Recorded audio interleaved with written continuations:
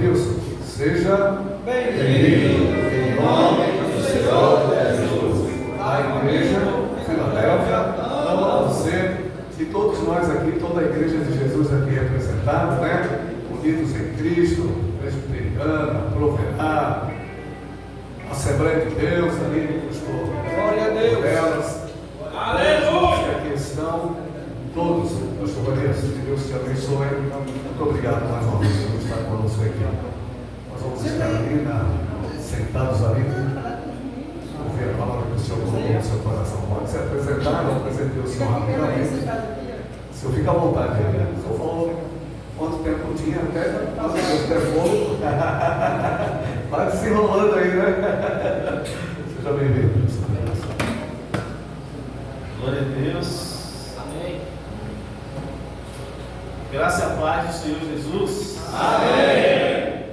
Quero agradecer primeiro a Deus, né, por ter me dado essa oportunidade de estar aqui com vocês. Itabaianinha, na ilha. Já ouvi que é um lugar maravilhoso.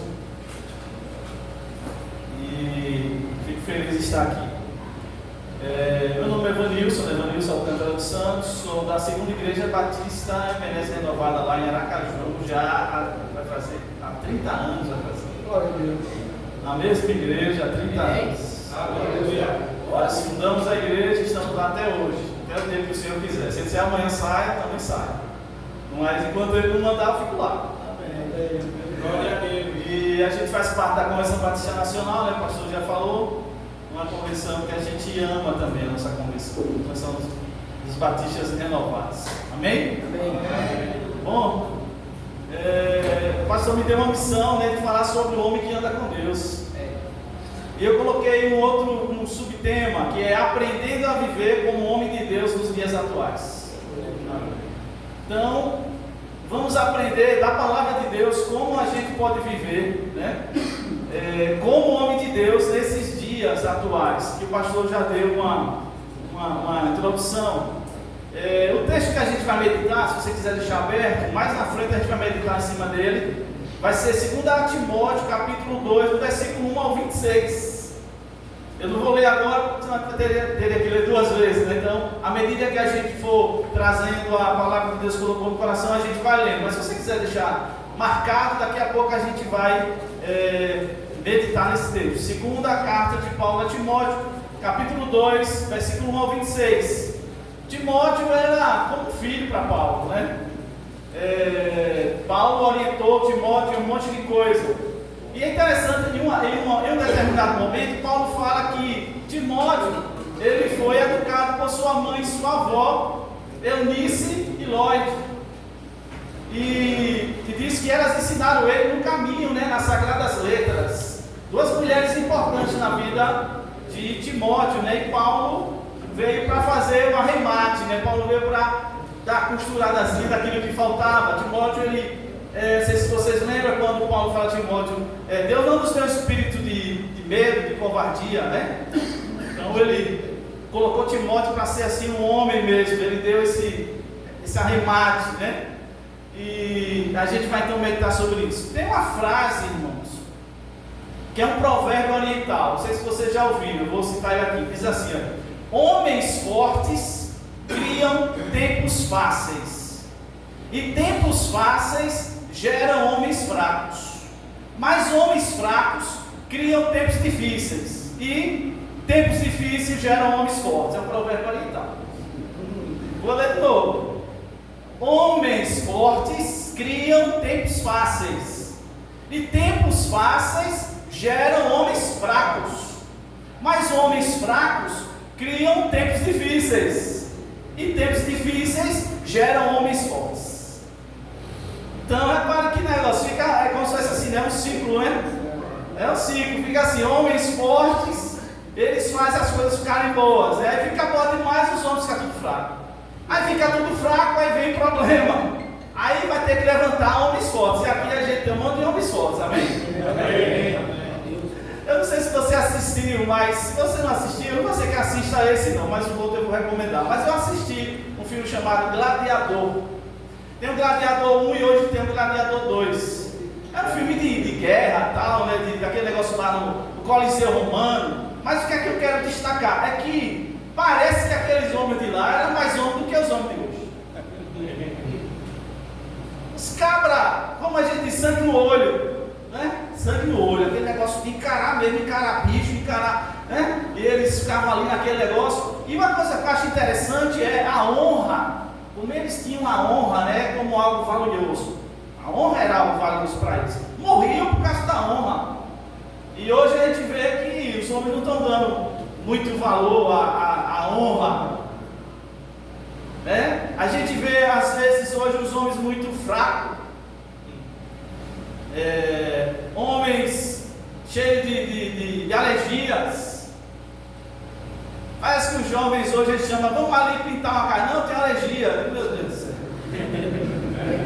Vamos quebrar, fazer um concretozinho, não, minha mão não aguenta calo.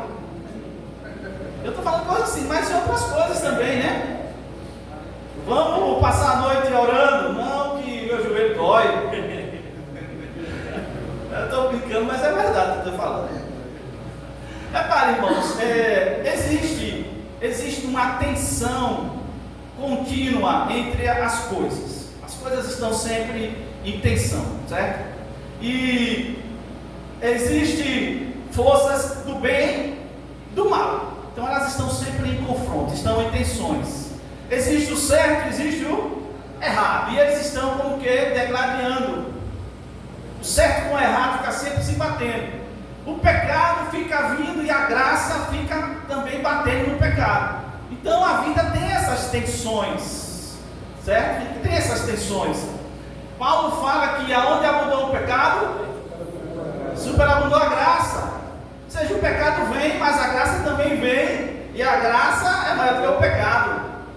Mas o que eu quero destacar a princípio é essa tensão. A vida tem tensões. A gente fica vamos usar esse termo, né? Se degladiando, querendo sem querer. Tem um homem, ele viveu em 1643 a 1727, o nome dele é Isaac Newton. Isaac Newton ele foi um matemático, foi físico, alguns dizem que ele foi teólogo e tal. Aquele rapaz que descobriu, né? Ele não inventou, ele descobriu a lei da gravidade.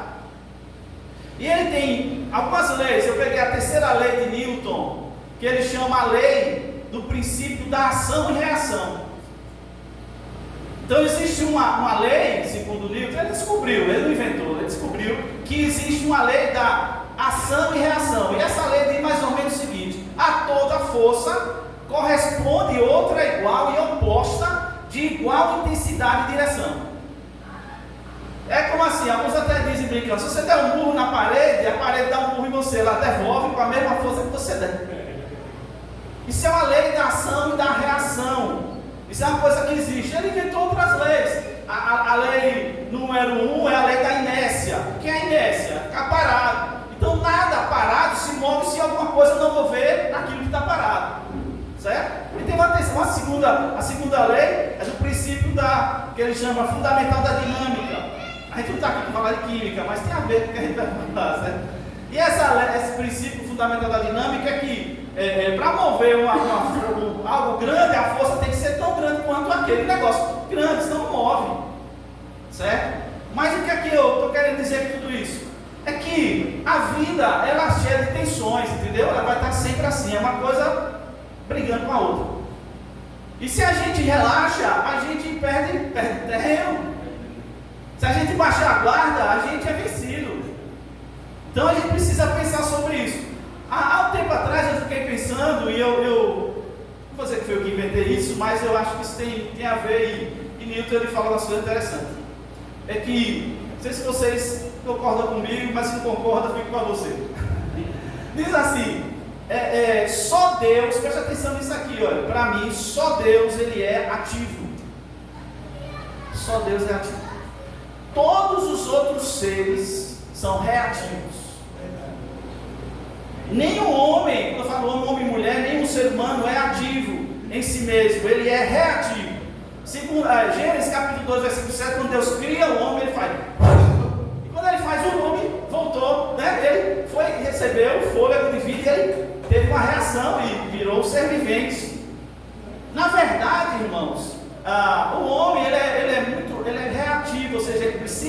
alguma coisa que mova ele para fazer outra coisa.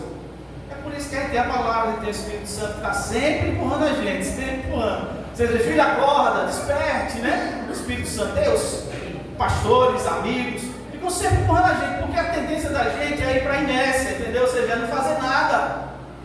Porque não fazer nada parece ser o melhor. Só que não é, né?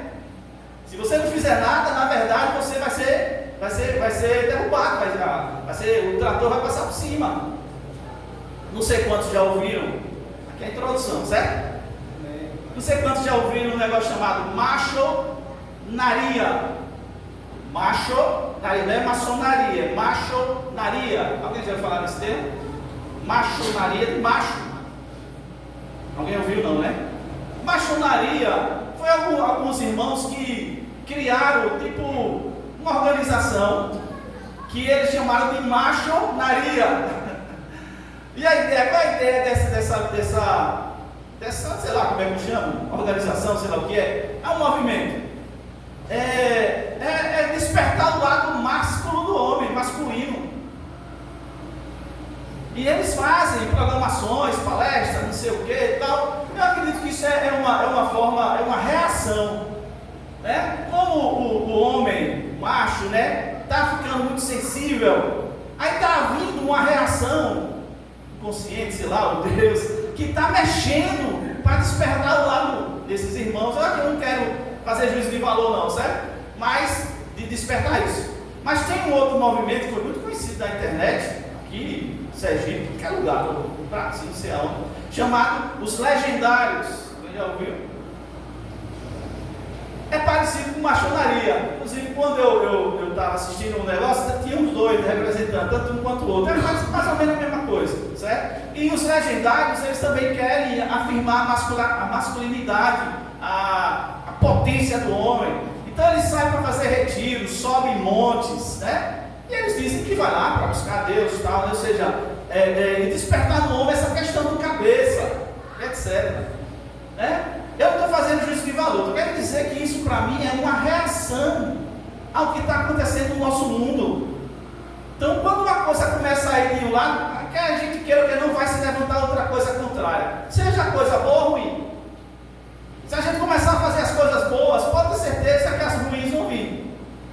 E o universo também é verdadeiro. Quando as coisas ficam muito ruins, aí o bem, Deus, né, começa a mover na forma contrária àquilo ali. Me lembro que o pastor que me casou, eu sou casado há 33 anos, vou fazer agora, amanhã, amém. 33 anos casado, a mesma mulher. E ele disse, eu era um menino quando casei, aí ele disse, Vanilson, tem duas coisas que você precisa guardar no coração. Diga. Aí ele disse bem assim: firmeza e gentileza. Você tem que ser firme e você tem que ser gentil. A sua mulher. Firmeza e gentileza. Qual é o problema? É que às vezes uns são muito firmes, mas não são gentios. Outros são gentis demais e não tem firmeza. E a mulher fica aqui um mês. Então tem horas que você tem que bater o pé e dizer não. Por que não? Não. Está decidido.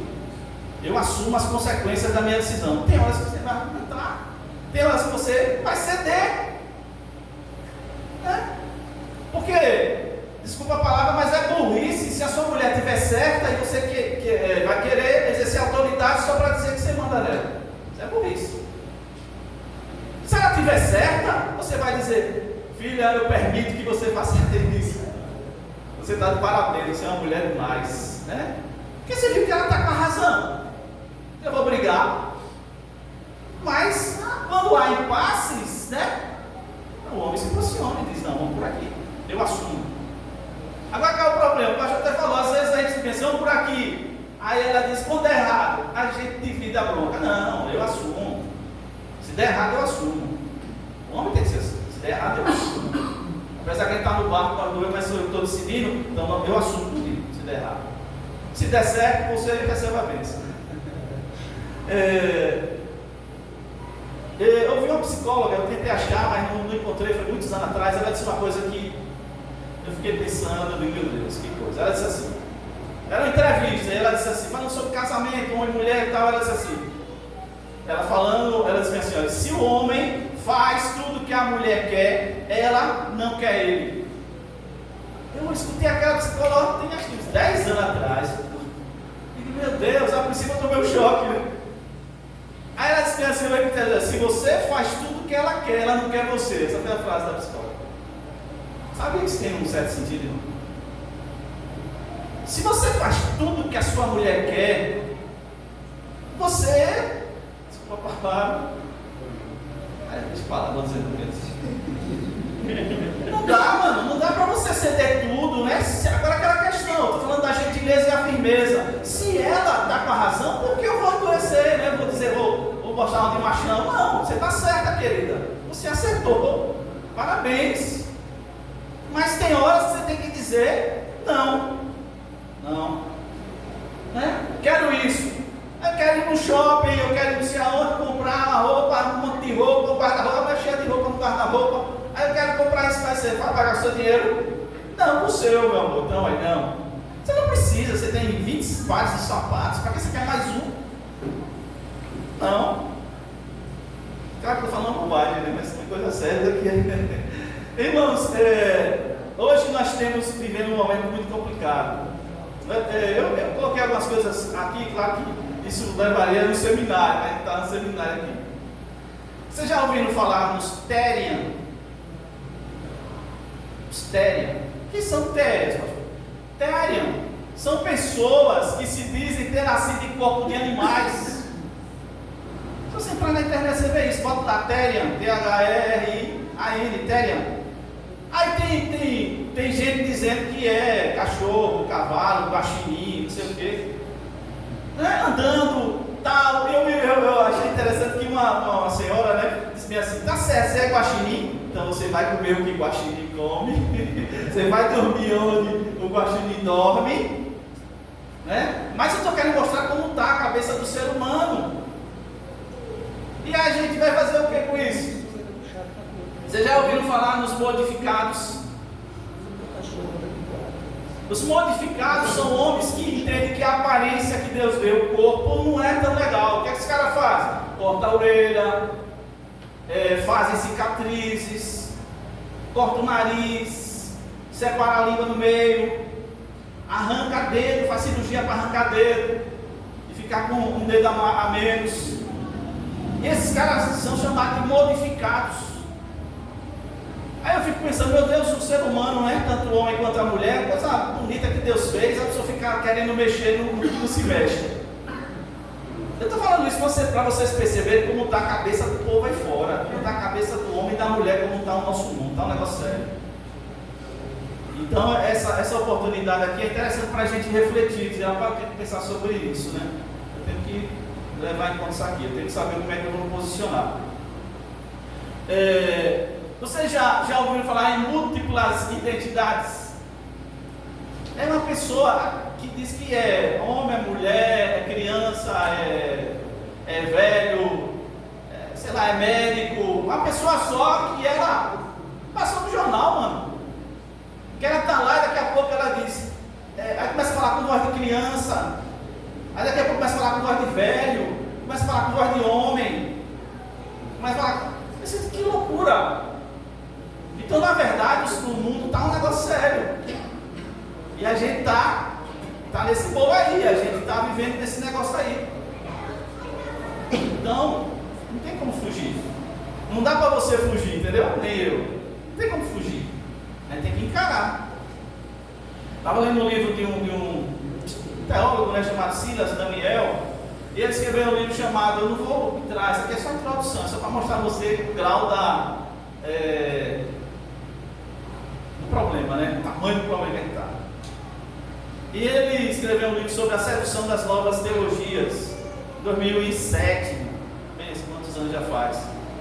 E ele diz um negócio que, nesse mundo que a gente está vivendo agora, que a gente chama de pós-moderno, ele diz que uma coisa que existe nesse mundo, né, é o relativismo. O que é relativismo? Tudo é relativo. Tudo pode. Você pode tudo. Você faz o que você quiser. Né? Isso é uma mensagem que está tanto para homem e mulher, para todo mundo. Tudo é relativo, não existe nada absoluto.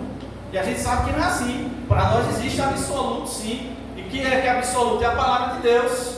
A minha palavra não, mas a de Deus é absoluta. Se Deus falou, Ele tem razão. Mesmo que não entenda, Ele mandou, Ele tem razão.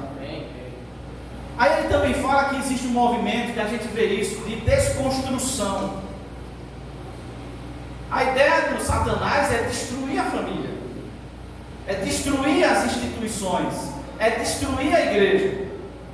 E ele, de certa forma, ele está minando isso, está acabando com a família. Os papéis ficando invertidos, né? As coisas estão ficando invertidas. Os homens vestindo saia e as mulheres vestindo, né? Calça. Estou dizendo que é contra vestir calça, mas né, aquela coisa invertendo. Os homens botando batom e as mulheres botando bigode. Eu estou exagerando, irmão, mas você sabe que eu estou falando coisa que tem a ver sim. Eu estou exagerando, certo?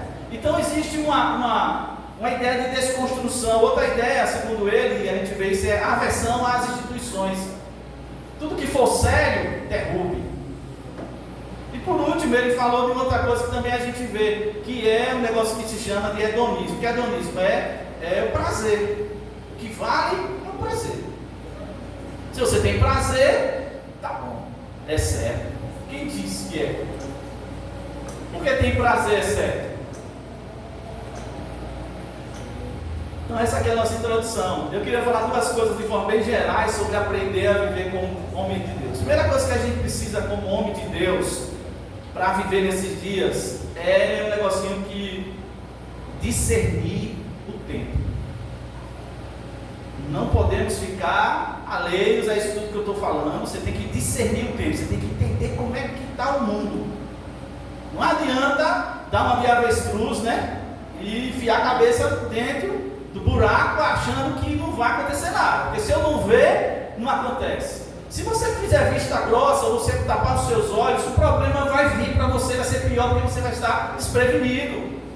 Mesmo que você apanhe, que caia, que a gente não dê conta, mas é melhor encarar. Teve lá em 1 Crônicas, eu anotei aqui para a gente ganhar tempo, né? 1 Crônicas 12, 32 diz o seguinte: olha, dos filhos de Isacar, destros na ciência dos tempos, para saber o que Israel devia fazer, 200 de seus chefes e todos os seus irmãos que seguiam a sua palavra. Havia no povo de Israel, na tribo de Isacar, uma turma que era como analistas, né? Eles eram aqueles que ficavam pensando e buscando como que estratégias para como Israel deveria se comportar. Eram filhos de Isacar. Se a gente trouxesse para hoje, sabe quem deveria ser essas pessoas? De preferência, os anciãos, os presbíteros. Né? Porque a ideia de presbítero é ancião, ou seja, alguém que já tem estrada. E essas pessoas deveriam estar com as antenas ligadas, entendeu? Com o radarzinho e tentando descobrir o que é que está acontecendo. E chegar para o líder, né, o pastor, ou para a igreja e dizer assim: eu estou percebendo algo que está acontecendo. O que é que você está percebendo? Isso. Então, para a gente viver nesses dias, a gente precisa discernir o tempo. Certo? Discernir é você analisar, separar, certo? No mundo, eu vou dizer duas coisas só que está acontecendo no mundo, né, além de tudo que eu já falei. A Bíblia diz que por se multiplicar a iniquidade, amor de quase todos vai esfriar. Algumas versões dizem assim. Mateus 4,12. Iniquidade, sabe o que é? Desprezo à lei de Deus. É aversão às coisas certas. E a gente vê que o mundo está assim, as pessoas estão desprezando. Às vezes nem está atacando diretamente, mas despreza. Você diz: olha, Deus quer isso de você. Quem é Deus? O que é que Deus tem a ver comigo? A palavra de Deus diz assim: a palavra de Deus, quem diz a você que a palavra de Deus é a palavra de Deus? Isso aqui está no mundo, a gente chama isso de iniquidade. E segundo a Timóteo 3, de 1 a 9, tem outra coisa que está acontecendo no mundo, que é corrupção, em todos os sentidos. Eu estou aqui discernindo o tempo. Se eu olhar para o mundo, eu vou dizer iniquidade e corrupção. Desprezo às coisas de Deus, as coisas certas, e corrupção das coisas que existem. As coisas estão se corrompendo. E esse texto fala sobre isso, sobre a corrupção dos últimos dias. Nos últimos dias, Paulo fala que acontecerá um monte de coisa, né? Está lá em 2 Timóteo 3, 1 a 9, vamos ler. Porque, e lá você vê a corrupção. Na igreja, o que é que está acontecendo na igreja? Mornidão. Apocalipse 3, 14 a 22, a igreja de Laodiceia. A igreja de Laodiceia, a igreja de Filadélfia, alguns colocam como que é a igreja do fim. Alguns teólogos pegam as duas e colocam como se ela fosse duas faces da igreja do fim. Então, a igreja, no final, a igreja está muito morna, né? E segundo Jesus ali falou, ele disse assim: não dá para eu ficar com vocês, eu vou vomitar vocês, porque vocês nem são quentes nem são frios. Também vai meditar sobre isso aí. Na igreja de Filadélfia tem uma coisa interessante, eles eram fiéis. Havia o remanescente fiel. Então, irmãos, rapidamente, né, discernindo o tempo, a gente tem que olhar para o mundo e entender, o mundo está em uma iniquidade terrível, e está uma corrupção. Eu estou falando coisa do mundo, não, né? A corrupção está geral, tudo que é sentido, sabe? E a iniquidade também está terrível. As pessoas não respeitam mais nada que era sério. O que é sério hoje? Então a gente precisa discernir o tempo. Uma segunda coisa, de forma geral, a gente precisa entender, está na cara, que nós estamos em guerra.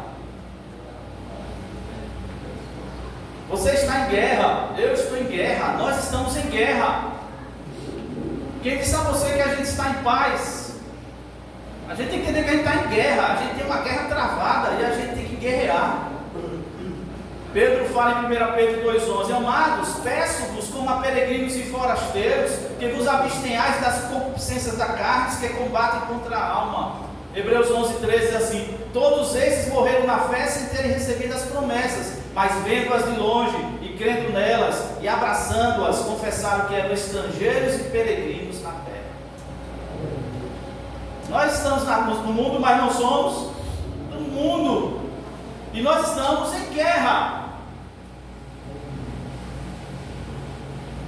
Eu acho que a igreja do Senhor, ela é aquilo que Paulo falou: desperta tu que dormes, levanta-te dentre os mortos e Cristo te esclarecerá. Está falando para a igreja ali. Eu já fui no IML lá de Aracaju, não sei hoje, porque tem muitos anos, e tem umas pedras lá de concreto lá, e você vê os mortos deitados lá, às vezes pelados. E da vez que eu fui um rapaz que até congregou na igreja, eu saí e tal, e ele estava de moto na BR e passou, e o vácuo da escana puxou ele e estraçalhou ele. E eu fui com o pai dele, que até os caras lá não queriam pegar, para juntar as partes dele. Daqui para baixo ficou parte para lá, parte para cá, ele foi juntar. Aí Paulo fala: desperta você que está dormindo entre os mortos. Então a igreja precisa se acordar, porque às vezes ela está dormindo no meio do morto.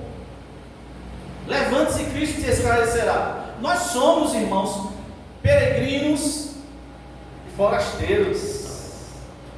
E sabe o que isso quer dizer, ser peregrino e forasteiro? Peregrino é aquele que está passando, e forasteiro é aquele que não é dali. Então o peregrino é aquele que está passando. A igreja não está ficando, a igreja está passando, e ela não é da terra, ela é estrangeira. Nós somos de cima, não de baixo. A gente tem negócio lá em cima, não aqui. E o que tem lá, a gente tenta trazer para cá, estabelecer o reino de Deus aqui na terra. Então nós precisamos entender que estamos em guerra. Em 2 Coríntios 10, 3 a 6 diz assim: porque andando na carne, não militando segundo a carne. A igreja, ela é militante. Quando a gente estuda sobre igreja, a gente vê que tem a igreja militante e a igreja triunfante. A igreja militante, a igreja está na terra. A igreja triunfante, a igreja vai subir. Tem crente que já está triunfando antes de guerrear. A gente já está cantando vitória e nem lutou. Claro que a nossa vitória ela vem do Senhor, né? Mas às vezes a gente não está lutando, a gente acha, não, eu sou a ideia triunfante, só quer o bem, só quer o bem, só quer o melhor. Só que a igreja, ela é militante, ela é de milícia, de guerra. Milícia de guerra. Porque andando na carne, não militamos segundo a carne, porque as armas da nossa milícia mesmo, não são carnais, mas sim poderosas em Deus para destruir as fortalezas, destruindo os conselhos e toda altivez que se levanta contra o conhecimento de Deus, e levando cativo todo entendimento à obediência de Cristo, e estando, gosto desse versículo, estando pronto para vingar toda desobediência, quando for cumprida a vossa obediência. Eita texto, esse texto eu amo esse versículo. Sabe como é que a gente destrói o mal? Vivendo bem. Sabe como é que você destrói o erro? Fazendo certo. Além de guerrear no mundo espiritual. Quem sabe que tem demônios, né? Na terra. 2024, irmãos, segundo um grupo de instituto chamado Racen, é isso. Eles disseram que em 2024, 1.450 mulheres foram mortas. Feminicídio. Isso dá 4 mulheres por dia em 2024. Isso que foi registrado. Fora outros crimes que às vezes diz que não foi e tal, etc. É guerra. A gente vê uns homens que só é homem para mulher, né? Só é homem para mulher. Eu já vi um monte de valentão para mulher. Quando chega a polícia, os caras ficam uma pena. Já vi um monte. E uns 2 que encarou a polícia, tomou pau. Se é homem para mulher. Então a gente vê os caras que se aproveitam da vantagem, né, física, e fica batendo na mulher, xingando a mulher, dando empurrão na mulher, para se converter. E eu digo uma coisa, Deus vai tomar o juízo. Se você toca na sua esposa, você está tocando uma princesa de Deus, e Deus vai tomar juízo sobre você. Eu nem imagina como é que Deus olha isso. Uma nota importante. Em Enoque, né? Gênesis capítulo 5, 19 a 24, fala de Enoque, né? Enoque. E diz que ele andou com Deus e Deus levou ele. Mas é interessante a história, você pode ler em casa. 5, 19 a 24. Enoque, ele nasce, e quando ele estava com 75 anos, ele tem um filho chamado Matusalém. E depois que ele está lá com o filho dele, lá, Matusalém, com 75 anos, ele casou e teve um filho chamado Matusalém. A Bíblia diz que ele viveu 300 anos andando com Deus, e teve filhos e filhas. E Deus então disse: esse homem tem que puxar para cá, que ele está no ponto, vamos embora. Agora, o que é que eu estou querendo dizer? Precisamos andar com Deus, não passear com Ele, irmão. Tem muita gente que passeia com Deus, mas não anda com Deus. Sabe o que é passear? É: Deus, eu vou ali no parque da diversão, vamos juntos? Aí Deus disse: vamos para a guerra agora? Eu disse: não, Senhor, eu só vou para o parque da diversão. Aí Deus disse: vamos guerrear? Se levanta para você orar, porque existem forças espirituais do mal tentando destruir. Aí você: não, Deus, deixa eu aqui. Aí Deus disse: vamos fazer uma celebração? Vamos, Deus. Tem um monte de gente que quer passear com Deus, mas não quer andar com Deus. Não vai ser agraciado. Devemos então andar com Deus por toda a vida toda do jeito dele. E o que eu acho interessante de Enoque é que Enoque não andou e foi-se embora, não. Ele passou 300 anos tendo filhos e filhas, ou seja, vivendo a vida da gente. Que a gente, quando olha Enoque, diz assim: Deus puxou Enoque e tal, aí Hebreus diz que é um homem que agradou a Deus. Ele andou com Deus. Quando você anda com Deus, você já agrada a Deus. Só em andar com Ele, você já agrada a Deus. Você sabia que, até a Bíblia fala, diz assim, as más companhias corrompem os bons costumes, né? Não tem isso? Se as más companhias corrompem os bons costumes, as boas companhias, elas vão ajudar nos bons costumes. E sabe quem é a melhor companhia, a boa companhia? O Espírito Santo, é Deus. Amém. Glória a Deus. Ele andou tanto com Deus que ele começou a pegar coisa de Deus. E é o que acontece com a gente: quando a gente começa a andar com Deus, a gente começa a absorver características de Deus. O mais interessante é que ele Essa é a verdade, irmãos. Ele contextualizou as verdades eternas na terra. Por 2 dias, 3 dias, 30 anos, 300 anos. Porque eu não sei você, mas quando eu via em Nova, eu dizia, esse cara vai diferente de todo mundo. Não. Ele só soube fazer as coisas certas. Então repare, se você quer agradar a Deus, você tem que andar com Ele. E andar com Ele no contexto que você vive, na sua casa, no seu trabalho, na rua, se for fazer um lazer, jogando futebol, na igreja, onde for, você tem que aprender. Nós temos que aprender a andar com Deus em todo lugar, contextualizar as coisas de Deus aqui na terra. Infelizmente tem alguns que querem andar com Deus só na igreja. É fácil demais.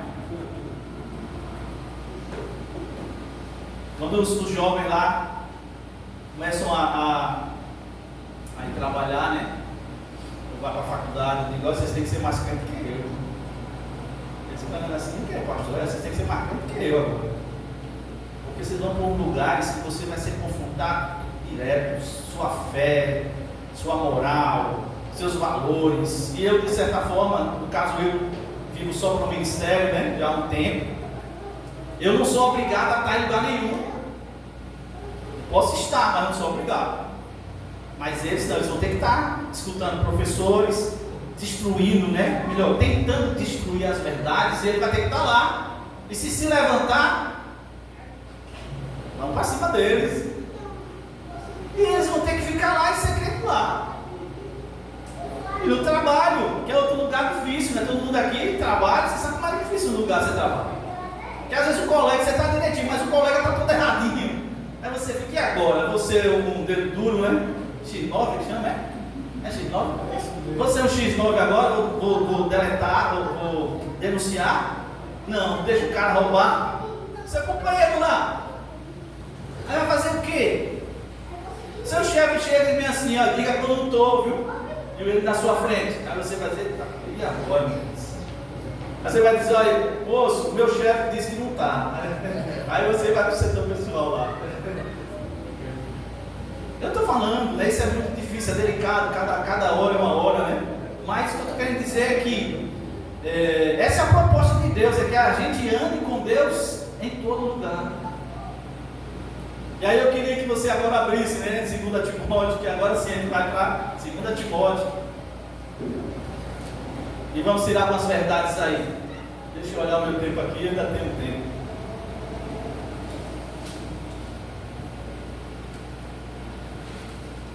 Segunda Timóteo, né? Acharam aí, né? 2 Timóteo capítulo 2, né? Versículo 1 ao 26. Eu vou tirar algumas verdades deste texto, para a gente ver como é que a gente aprende a viver como homem de Deus nos dias atuais. Versículo 1 diz assim: Tu, pois, Paulo escrevendo a Timóteo, tu, pois, meu filho, fortifica-te na graça que há em Cristo Jesus. A primeira verdade aqui é o seguinte: como é que a gente vai viver esses dias, irmãos? Fortalecendo-se na graça. E o que é graça? Graça é um favor que a gente não merece e uma força capacitadora. Paulo, Deus fala para Paulo: a minha graça te basta, e o meu poder se aperfeiçoa na tua fraqueza. Então graça é um favor que a gente não merece, mas é uma força que vem para nós podermos encarar as coisas, para aguentar a pancada, aguentar o trampo. Então a primeira coisa é essa, é fortalecer-se na graça, irmão. Você só vai conseguir ser homem de verdade se a gente se fortalecer na graça do Senhor. Amém. Por isso tudo que eu estou falando não é na força nossa não, no nosso braço. Porque é maldito o homem que confia no homem, faz do seu braço, né, do homem, o seu braço forte. Então se você confiar em você, ou no seu conhecimento, ou eu, né, no meu conhecimento, na minha história, você está fracassado. A gente só vai vencer esse mundo, essa enxurrada tão pesada que vem, se a gente estiver debaixo da graça do Senhor. Amém. Versículo 2, ele diz a Timóteo: E o que de mim, entre muitas testemunhas ouvistes, confia a homens fiéis que sejam idôneos, como também ensinem os outros. Segunda coisa, para a gente encarar esse mundo e vencer, a gente precisa conviver e compartilhar com os fiéis. Você precisa conviver e compartilhar com os fiéis. A gente vive, repare, a gente vive com os infiéis, mas convive com os fiéis. Conviver é viver com, compartilhar é compartilhar com. Então eu vivo com os infiéis, porque estou no mundo, mas eu não convivo com eles, não há acordo. Como andará dois juntos se não houver acordo? Como é que se une luz e trevas? E justiça é justiça. Então eu vivo, mas não convivo. Certo? Então a gente precisa ter um grupo. A igreja tem esse papel aqui, o pastor faz parabéns aos pastores, de estarem aqui, porque a gente tem que estar junto. Por quê? Porque a gente partilha de coisas parecidas, né? Ou iguais. A gente crê em Jesus, a gente crê na verdade, a gente crê na Bíblia, a gente crê que o que Deus criou é o melhor. O homem pode inventar o que ele quiser, mas o de Deus é sempre o melhor. Né? Deus fez o homem, macho e fêmea, e disse: vocês dois fiquem juntos e procriem. É o melhor. Pode inventar o que for. Não vai ser melhor do que isso, não. Um homem é suficiente para uma mulher, e uma mulher para um homem, tá bom mais. O cara quer ter 3, 4, não dá conta de uma. Maior besteira. Nem dá conta. Aqui, quando tem, não dá conta de outro jeito. Não dá. Isso é coisa de novela, de filme. Uma mulher basta. Se a gente viver intensamente com uma mulher, a gente não precisa de nenhuma outra mulher. Entendeu? Quem é casado aqui sabe, se você conseguir viver com a sua mulher intensamente, você não vai precisar de outra. Estou dizendo que a gente deixou de ver as mulheres bonitas, né? Você olha, você está uma mulher bonita, mas eu tenho a minha, mas você não vai precisar. Você vai dizer: não preciso. Posso até isso, se eu for safado, né? Não preciso. Então a gente precisa conviver com os fiéis. Você precisa ter amigos da fé. Não é amigos fora, não é amigos da igreja, irmãos, amigos, que você compartilha as coisas, as suas lutas. É uma dificuldade, porque nós homens temos esse negócio, né? Muito trancado. Não precisa levantar a mão, mas quantos amigos você tem na vida? Alguém já falou: se você tiver 5, você é campeão, você é bem-aventurado, você é um, sei lá, um vencedor. Se você tiver 5 amigos, se você contar na mão o nome dos seus amigos, você não tem. Isso é triste. O diabo sabe disso. Versículo 13 é assim: Paulo fala: sofre, pois, comigo as aflições como bom soldado de Jesus Cristo. Terceira coisa, esteja disposto a sofrer por Cristo como um soldado. Como um soldado. Se você quer fazer mudança nesse mundo, a partir de você da obediência, sua obediência, queira sofrer como um soldado. Aí alguém aqui já serviu o exército? É mais que aquilo, né, irmão? É barra, o cara tem que encarar. Você não dá nem para chorar. Se chorar, engole o choro. Bom, esse filme eu queria que vocês assistissem. O nome do filme é O Invencível, 2014. Esse filme é baseado em história real, por isso que a gente diz: vale a pena. E o que é que aconteceu com esse filme chamado Invencível? É a história real de um homem chamado Luiz Zamperini. Ele era um atleta olímpico que sofre um acidente de avião durante a Segunda Guerra Mundial. Isso aconteceu, certo? E fizeram um filme. E fica à deriva no mar 47 dias. Antes de ser capturado pelos soldados japoneses e se tornar prisioneiro de guerra. Assiste esse filme. Você vê o que é bom, o que é ser homem. Você vê o que é ser soldado. E ele não era soldado, ele era atleta olímpico. É um filme que vale a pena, porque você diz: meu Deus, como é que o cara aguenta um negócio desse? E o filme ele tem a ideia de falar sobre fé, resiliência e perdão.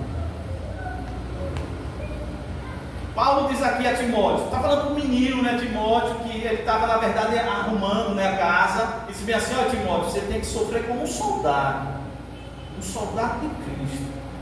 Não aguenta parada, você agora é soldado. Irmão, se a gente não precisa levantar a mão não, mas quem quer sofrer? Ninguém. Quem quer sofrer? Quem quer sofrer? Só que se a gente quer fazer a diferença nesse mundo, a gente tem que estar aberto para sofrer. Não estou dizendo que é fácil não, nem que eu quero também. Mas se eu quiser fazer alguma diferença, eu tenho que estar disposto a sofrer como soldado. de Cristo. Ou seja, eu não vou revidar, eu não vou xingar, eu não vou puxar uma 9, né? Eu vou apanhar e não vou revidar, eu vou perdoar. É diferente as armas do crente, né? Mas eu vou manter firme a minha fé. Versículo 4, e o 5: ninguém que milita se embaraça com o negócio dessa vida, a fim de agradar aquele que o alistou para a guerra. E se alguém também milita, não é coroado, se não militar legitimamente. Outra lição, para a gente fazer a diferença nesse mundo, a gente tem que usar as coisas certas, corretas. A gente não pode usar de manobras. Tem um negócio que é uma maldição sobre o Brasil, que é o jeitinho brasileiro. Todo lugar você vê esse negócio desse jeitinho brasileiro. Vamos dar um jeitinho, né? Deixa passar. Uma vezinha só, não tem nada não. Paulo diz: se você quiser realmente ser diferente, ser um homem de Deus, Timóteo, um homem de Deus, você precisa usar as coisas corretas. Você vai ter que militar legitimamente, ou seja, você vai fazer as coisas certas. Não tem outro caminho, irmão. Sabe por que o mundo não está, às vezes, dando tanto crédito à igreja? Porque, infelizmente, há muita coisa errada na igreja. Não estou falando que a gente é perfeito, né? Longe de mim falar isso. Mas a gente vê muita coisa errada na igreja. Está filmando aí. Eu vou botar no Insta. Muita coisa errada na igreja.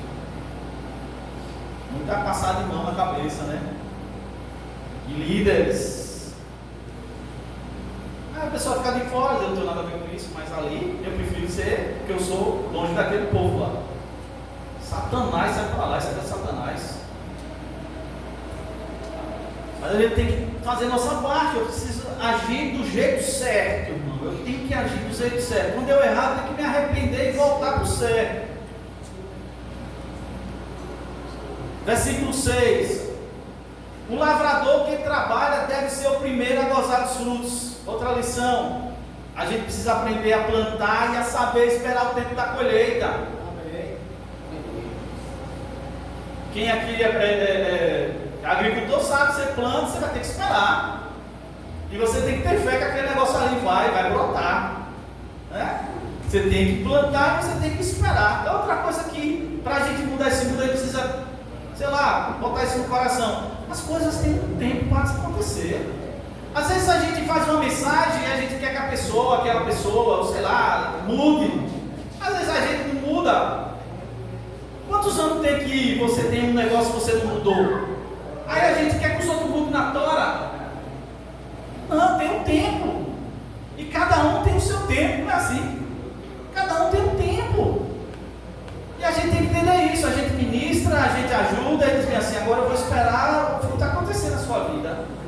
Eu planto e vou esperar para colher. Versículo 7 até o 12. Considera o que digo, porque o Senhor te dará entendimento em tudo. Lembra-te de que Jesus, que é da descendência de Davi, ressuscitou dos mortos segundo o meu evangelho, pelo que sofro trabalhos e até prisões como um malfeitor, mas a palavra de Deus não está presa. Portanto, tudo sofro por amor dos escolhidos, para que também eles alcancem a salvação que está em Cristo Jesus com glória eterna. Palavra fiel é esta: se morremos com Ele, também com eles viveremos.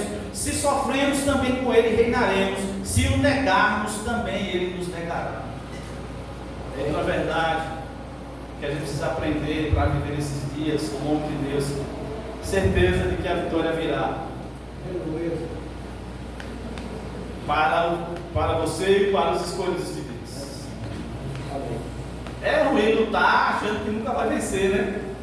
Mas quando você luta, você sabe: eu sei que a vitória vai vir. Vai vir para mim, vai vir para os escolhidos de Deus.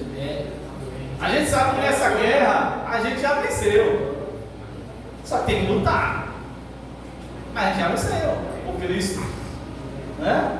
A gente vai chegar daqui a pouco e Jesus vai chamar e vai dar galardão a gente. Mas tem que lutar, tem que ter fé. Aí ele diz: versículo 13: se formos infiéis, ele permanece fiel, pois ele não pode negar-se a si mesmo. Outra verdade, irmão, para a gente ficará essas paradas todas. Crê que Deus sempre será fiel. Aleluia. Glória a Deus. Obrigado. Se você falhar, se eu falhar, se todo mundo falhar, Deus não falha. Se A foi fiel, Deus é fiel. Se B foi fiel, Deus é fiel. Se A, C foi fiel, Deus é fiel. Porque Ele não pode negar Ele mesmo, Ele não pode desfazer o que Ele é. Isso dá alegria para a gente saber que eu posso crer em um Deus que é fiel. Mesmo se eu for fiel, Ele é fiel. Então vale a pena, irmão. Creio que Deus essa noite nos trouxe aqui para, digamos assim, relembrar, regimentar a gente. Bora lá, guerreiros. Vamos lá, guerreiros, homens, guerreiros do Senhor. Vamos tomar a frente, toma a rédea dos negócios. Toma a direção do seu lar. Você é o homem da casa, você é o sacerdote da casa. Então toma isso aí, confie no Senhor. Quando você errar, você consegue. Mas não fazer nada é pior. Versículo 14, Paulo diz: traze estas coisas à memória, ordeno-lhe diante do Senhor. Repare, que não tenha contendas de palavra, que para nada aproveitem, são para a perversão dos ouvintes. Olha uma coisa que a gente precisa, por isso que a gente precisa discernir o tempo. Só guerrear as guerras legítimas. Eu vou entrar em guerra que eu não tenho nada a ver. Que Deus não me quer lá. Não. Isso é bobagem. Paulo dizia assim: não fica aí com o negócio de estar com discussão e tal, não. Guerreie as guerras, tem que guerrear. Já tem guerra demais, eu ainda vou inventar outra. Não. Martinho Lutero, ele dizia assim: ó, guerrear onde não há guerra é perder tempo. Satanás é especialista em fazer isso, sabia? Faz a gente estar guerreando e ele deixa a gente lá, a gente pensa que ele está abafando. Ele na verdade está atacando aqui e você está defendendo aqui. O próprio Martinho Lutero, ele disse isso aqui, eu queria que você prestasse atenção. Disse Martinho Lutero: se eu proclamo com a mais alta voz e a mais clara exposição, cada porção da verdade, exceto precisamente aquele pequeno ponto que o mundo e o diabo estão naquele momento atacando, não estou confessando Cristo. Por mais arrojadamente que esteja proclamando Cristo, onde a batalha está mais acesa, é que a lealdade do soldado é posta à prova. E ficar firme em todos os outros campos de batalha, nada mais é que fuga e vergonha recusar-se daquele exato ponto. Em outras palavras, guerreie onde Deus mandou você guerrear. Tem briga que não é nossa, a gente vai entrar em briga que não é nossa, não vamos entrar. Por quê? Porque às vezes até coisas que a gente diz ser de Deus, né? A gente começa a criar confusão com tanta besteira, quando tem coisas tão sérias. Versículo 15: procura apresentar-te a Deus aprovado, como obreiro que não tem de que se envergonhar, que maneja bem a palavra da verdade. Outra verdade de Deus: entender que a nossa aprovação deve ser dada pelo Senhor. E a gente tem que pensar duas coisas: cuidado para não escandalizar e fique hábil, né? Se habilite nas escrituras. Evite escândalo, que você já faz ajuda muito quem não atrapalha. Se a gente conseguir não causar escândalo, você já faz um serviço de 50%. Os outros 50% é você ser um homem que ama esse livro e lê, medita, diz: Senhor, como é que eu vou botar isso em prática na minha vida? Me ajude. Entender que a nossa aprovação vem de Deus. Irmão, vamos parar com o negócio de querer aplauso dos homens, das pessoas. Às vezes a gente fica querendo que os outros digam: valeu, você fez direito, que bom. A gente tem que querer que Deus olhe para a gente e faça assim: olha, gostei, meu filho, você está dentro do propósito. Pronto. Se as pessoas reconhecerem, muito bem, se não, deixa eu falar. É o que Paulo está falando. Apresente-se a Deus aprovado. Não se apresenta aos homens. Os homens é consequência, né? onde eu não escandalizo e eu guardo a palavra. Versículo 16: evita os falatórios profanos, porque produzirão maior impiedade, e a palavra desses roerá como gangrena, entre os quais são Himeneu e Fileto. É uma turma lá, os quais se desviaram da verdade, dizendo que a ressurreição já era feita, e perverteram a fé de alguns. Todavia, o fundamento de Deus fica firme, tendo este selo: o Senhor conhece os que são seus, e qualquer que profere o nome de Cristo, a paz da iniquidade. Entender que existem falsos entre nós, mas que Deus conhece, os conhece, e também nós os conheceremos.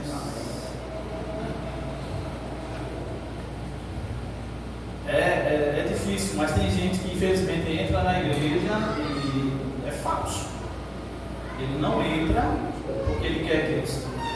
Ele quer namorar, quer pegar as irmãs, quer influenciar os jovens, quer fazer fofoca. Homem não é fofoqueiro, né? Homem fofoqueiro é uma das coisas mais feias que existe no mundo. Para mim, né? Mulher fofoqueira já é feia, é um negócio feio, terrível. Mas é um fofoqueiro, merece um pitelaco na orelha. Porque é um negócio feio, um fofoqueiro. Eu acho que aqui não tem nenhum fofoqueiro. Não, homem tem que ser sério. Negócio de, se tiver que dizer, diga na cara. Com educação, mas diga na cara. Chega, eu quero dizer um negócio para você. Diga, meu irmão, é isso, isso e isso. Tá bom, meu irmão. Vamos ver o que é que eu posso fazer. Mas ficar por trás com o meu juízo dos outros. Então a gente precisa entender que existem falsos entre nós, e vai sempre existir os falsos entre nós. Mas Deus conhece eles e nós também vamos conhecer, porque ninguém fica escondido a vida toda.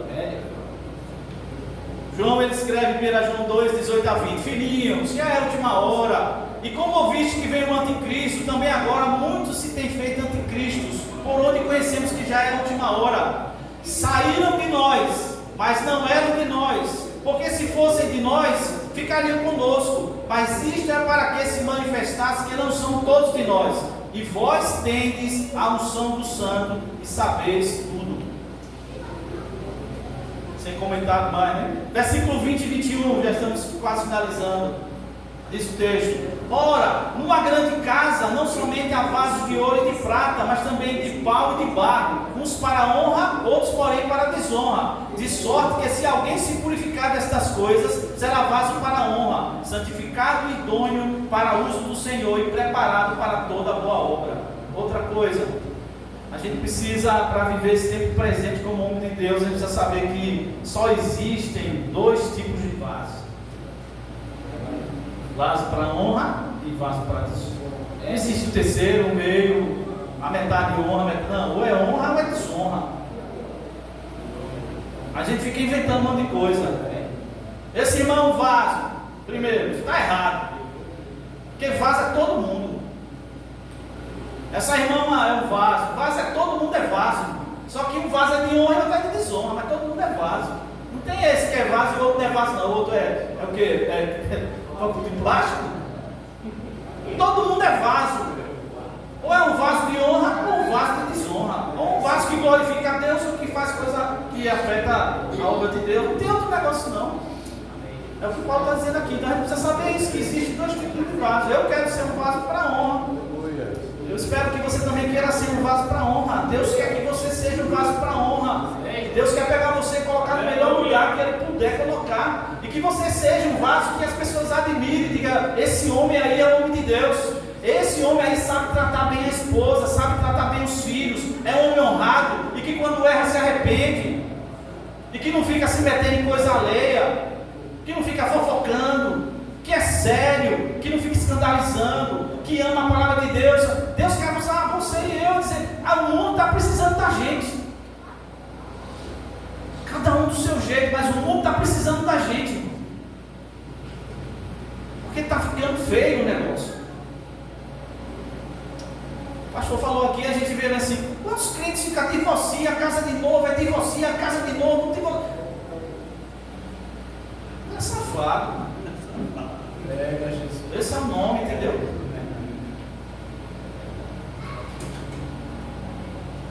tomar vergonha na cara. O errado é quem faz isso, seja homem ou mulher.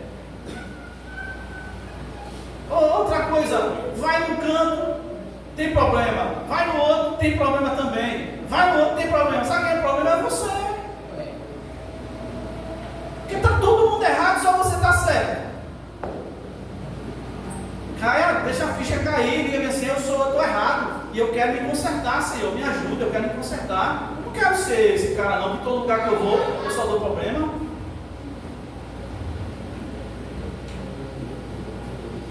E a gente encerra, né, agora 22 e diante, e a gente vai para a conclusão. Ele diz, Paulo fala a Timóteo, foge também dos desejos da mocidade, segue a justiça, a fé, o amor e a paz com os que, com o coração puro, invocam o Senhor. E rejeita as questões loucas e sem instrução, sabendo que produzem contendas. Ao servo do Senhor não convém contender, mas sim ser manso para com todos, apto para ensinar, sofredor, instruindo com mansidão os que resistem, a ver se porventura Deus lhe dará arrependimento para conhecer a verdade, e tornarem a despertar, desprendendo-se dos laços do diabo, em cuja vontade estão presos. Amém. Nosso propósito maior é salvar as pessoas, não as condenar. Conclusão. Salmo 27, versículo 23 e 24 diz assim: os passos de um homem bom são confirmados pelo Senhor, e deleita-se no seu caminho. Ainda que caia, não ficará prostrado, pois o Senhor o sustém com a sua mão. Os passos de um homem bom são confirmados pelo Senhor, e deleita-se no seu caminho. Deus se deleita no caminho do homem bom. Bom, a gente sabe que bom mesmo é só Deus, né? Mas o homem que está andando na bondade do Senhor, ainda que ele caia, ele não ficará prostrado, pois o Senhor o sustém com a sua mão. E eu coloquei aqui, ó, nossos passos confirmam a nossa caminhada. Nossos passos são confirmados pelo Senhor quando somos um homem bom. Nossos passos podem alegrar o Senhor. Ser um homem bom não é perfeição, pois pode vir a cair. Ser um homem bom não é autoconfiança, pois precisa de uma mão que o sustenha. Mas se evidencia que ele é um homem bom, principalmente pela sua prostração, pelo levantar da mão se cair para ser levantado, e por reconhecer que precisa da confirmação do Senhor em tudo. Todo caminho tem um início, meio e fim. Todo caminho é único, mas partilhado por muitos. Todo caminhante pode ser mudado enquanto caminha. Todo caminhante precisa fazê-lo enquanto o fim não chega. E por fim, todo caminho pode ser trocado pelo Senhor, ou aperfeiçoado pelo Senhor. Por isso aqui eu estou querendo dizer que se você está aqui, não é por acaso. Se eu estou aqui, não é por acaso. Se eu vim falar o que eu falei, não foi por acaso. Não sei se chegou bem no seu coração, mas não foi por acaso. Talvez uma coisinha que eu falei, né, despertou em vocês. Pelo menos isso aqui eu achei legal. Isso aqui não, isso aqui não, isso aqui não, beleza. Eu não estou buscando a aprovação de você, nem de ninguém, nem do pastor. Eu quero que Deus, daqui a pouco eu vou orar, encerrar, que Deus diga, Ramiro, se você falou, eu quero para falar. E se ele depois disser, você falou que não era para falar, você me perdoe, Senhor. Quer que eu faça o quê? É para eu ir lá pedir perdão lá na ilha lá? Eu vou lá para pedir perdão. Mas o que eu quero dizer, querido, é que a sua vida pode ser muito melhor do que pela cá. A sua família pode ser muito melhor do que pela cá. Seu relacionamento com a sua esposa e com seus filhos pode ser muito melhor do que aquele. Deus, ele não é um corta-barato, entendeu? Deus, ele não quer cortar as nossas asas, não. Ele quer fazer a gente voar direito. Ele quer que você voe como águia. Ele quer que você voe acima dos problemas. Busque força nele para depois encarar os problemas. Não adianta fugir das coisas. Não adianta você fugir de você. Porque você não consegue. Então você vai sair daqui, eu sei que alguma coisa vai ficar no seu coração. Eu quero que você pense diante de Deus, diga a Deus, aquele pregador lá, aquele pastor lá, falou um monte de coisa, mas isso aqui me fez refletir. É porque Deus queria que você ouvisse isso. Deus está esperando que os homens se levantem. Os homens falando do sexo masculino, se levantem. Graças a Deus eu tenho esse número aqui, estou feliz por vocês. Mas às vezes a gente vai na igreja, tem 50 mulheres, 10 homens. Quase todas. Chama para orar, 5 de oração, quem dirige? Por que mulher ora e homem não ora? Por que 5 de oração tem que ser dirigido por mulher a vida toda, em todas as igrejas? Quem disse isso? Onde é que está essa lei? Onde é que está na Bíblia?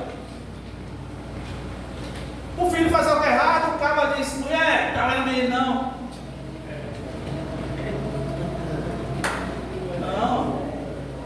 Não, menino. Esse dia eu estava ouvindo alguém falar, alguém dessa área aí, disse assim, a importância da pessoa, do homem, na formação, tanto do menino quanto da menina. E ela dizia, eu até assino embaixo, ela dizia assim, o guri disse, eu quero ser como meu pai. Quero ser como meu pai é o meu herói. Pivete, menino. E a menina dizia assim, quando eu for casar, eu quero um homem igual ao meu pai.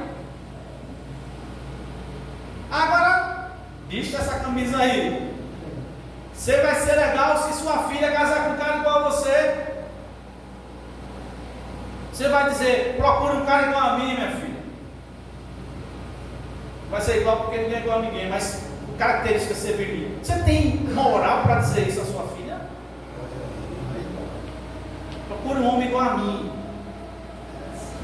que nunca bati na sua mulher, na minha mulher, que nunca levantei a voz para ela.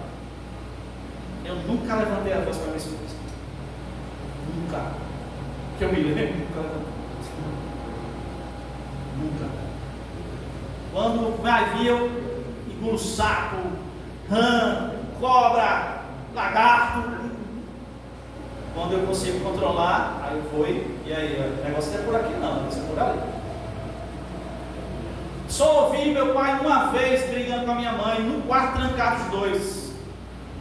E não vi o que é que ele estava falando. A única vez que eu vi meu pai levantar a voz para minha mãe foi essa única vez no quarto trancado. Eu digo, isso eu peguei dele. Além de pegar de Jesus, eu peguei dele. Princesa, vaso de cristal, tem que tratar com delicadeza, firmeza, né? Gentileza. Pegar forte, mas de forma gentil, né? Seu menino, se ele quer que seja igual a você, eu tenho um netinho, né? E ele agora está com a mania de calçar os sapatos da gente. Quando ele chega lá em casa, ele fica querendo calçar meu sapato. E o do pai, né? Pega o sapato do pai, e onde chega lá, meu sapato fica assim, né? Canto do quarto lá. Aí ele vai calçando o sapato, e tropeça e cai. Mas você sabe por que ele está calçando o sapato? Inconscientemente, ele está dizendo, eu quero andar nos seus passos. Glória. Ele está dizendo, eu quero andar nos seus passos, eu quero andar no seu calçado. A gente tem moral para dizer ao menino, siga seu pai, homem de uma só mulher, homem que vence as tentações, que escolheu essa moça aqui, ó, sua mãe, para viver com ela, independente do momento, independente da luta, independente dos problemas. Eu decidi ficar com ela. Ninguém me obrigou. Você tem essa moral? O Evangelho de Jesus é para isso, é para mudar o homem, fazer um homem segundo o coração de Deus, firme, mas gentil, forte, mas que sabe também dar um braço a você quando for necessário. Que diz como Paulo diz, olhe para mim, porque eu estou olhando para Cristo, siga-me porque eu estou seguindo Cristo. E eu quero encerrar com a letra de uma música que a minha esposa fez. Glória a Deus. Aleluia. Aí eu peguei e disse, meu amor, você lembra daquela música e tal? Aí eu fiquei catando e eu achei. O nome é um cântico, né? A gente chama de corinho. É o retrato do homem de Deus. E diz assim, Senhor, quero ser igual a Ti. Quero ser um vaso usado em Tuas mãos. Pai, transforma o meu interior, para que o exterior reflita a Sua imagem. O retrato de um homem de Deus é um homem reto, O retrato de um homem de Deus é um homem justo. O retrato de um homem de Deus é um homem amável. O retrato de um homem de Deus é um homem santo. Pai, quero ser igual a Ti. Quero ser a Tua imagem, ter Teu coração, Teu caráter. Quero ser o Teu retrato. Ele tem tudo a ver com o que eu vou falar. A mulher não é a adversária, a inimiga, a competidora. A mulher é a ajudadora, a idônea. Essa reunião aqui é que lembra das forças, né? É porque a gente vê que os homens precisam desse, né? Desperta, acorda. Tem muito para você fazer. Então eu quero pedir a Deus que Deus te abençoe, irmão. Que Deus nos abençoe. Que Deus nos dê a graça para a gente sair daquela porta ali diferente. Você não precisa dizer a mim, nem ao pastor, nem a ninguém, mas dizer a Deus e a você mesmo: eu não vou ser mais o mesmo homem que entrou naquela igreja Filadélfia. Não é porque simplesmente eu preguei, poderia ter sido um pregador, mas porque quando você ouve algo de Deus, se você nunca soube disso, saiba hoje, você agora é responsável. Enquanto eu não preguei, você não estava responsável pelo que eu falei, mas agora que eu soltei, você agora é responsável por tudo que eu falei. E se um dia você disser: eu nunca ouvi isso, Deus vai dizer: é mentira tua. Naquele dia, tal hora, aquele pregador lá que você não sabe nem de onde ele apareceu, ele falou um negócio que tocou em você. E você não pode dizer: não tocou, porque tocou, que Deus fez. Deus vê o seu coração e vê o meu coração. E Deus vê quando tocou e o seu coração deu uma estremecidazinha aí, dizendo: epa, esse negócio aí eu tenho que pensar mais. Então a minha oração, já tenho orado por você desde quando o pastor me convidou, é que Deus, que Deus levante você, que Deus me levante, sabe, para ser o homem que esse mundo precisa, que a minha mulher precisa, que minhas filhas, só tenho filhas lindas, todas casadas, lindas minhas filhas. Meu Deus, que coisa linda o Senhor me deu. 3 gêmeos abençoados, e um netinho agora. Meu Deus, eu sou um cara realizado, não preciso mais nada. 3 irmãs maravilhosas que eu tenho. Eu fui agraciado, e Deus pegou a vida para dar os ajustes, né? Como Paulo pegou Timóteo para dar os ajustes, Deus pegou a vida e começou a apertar os parafusos que estavam afogados. Porque infelizmente meu pai morreu, eu era bem novo, tinha 13 anos. E Deus teve que levantar outras pessoas para poder me ajudar a caminhar. Pessoas da igreja, embaixadores, conselheiros. Deixa eu contar só isso. E pastor, vem para cá para orar, senão eu vou falar. Eu vou contar um negócio que aconteceu comigo. Eu era menina, acho que eu tinha 9 anos. A gente ia para retiros com os conselheiros, que eram os homens mais maduros, daí um monte de menino. E aí a gente estava no sítio e tinha um riacho. Aí, a liberar tomar o banho. Aí todo mundo. Aí o conselheiro disse assim: acabou, porque era como se fosse um exército. Acabou, todo mundo sobe. Quem ficou lá? Eu.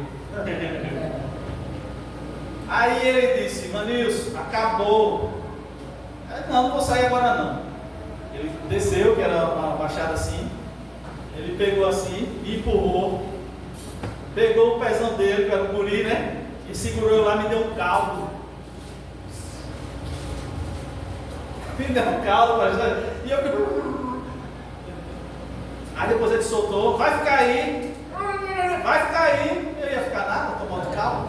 Me levantei e subi, né? E com ódio daquele cara, meu conselheiro. Se fosse hoje, ele ia tomar um processo, né? Mas você sabe que aquele negócio foi bom demais para mim, tomar aquele caldo, que eu aprendi que eu tinha que obedecer às autoridades. Mas hoje você falar isso aí, vai dizer assim: você vai tomar um processo. Hoje, um professor, um pai, né, não pode dar uma palmada no bumbum que não dói, que não tem problema não, ali é muita carne. Porque vai ser processado, sabe, está fazendo um monte de homens frágeis, fracos, cheios de mimimi, crianças que até um mosquito pica e o guri já está doente. E a gente ficava dormindo como eu dormi, num lugar que era cercado E aí tinha as redes daqueles negócios que eu não sei mais o nome, de 4 pau, né? E um bocado de palha de coqueiro. E a gente dormia e as caranguejeiras descendo em cima. E a gente dormia tudo enrolado porque as caranguejeiras desciam, tudo canavial. E aí a gente acordava, a primeira coisa que a gente, menino, era fazer isso. Aí jogava as caranguejeiras lá e saía. Quem estava dormindo dizia, pai, não se levanta agora não, pera aí. Tem um colega hoje que ele é pastor. Pai, fica aí, o nome dele é Del. Del, fica aí, pera aí. Aí a gente pegava o lençol, jogava, pode sair. Glória a Deus porque eu vivi isso. Eu vivi isso. Isso pôde forjar um pouco em mim, né? Assim, um pouco mais de fortaleza. Hoje em dia, não vai fazer isso não, senão você vai pegar um processo. Né? Vamos ficar em pé, mas para a gente orar, eu agradeço. Eu queria orar por você.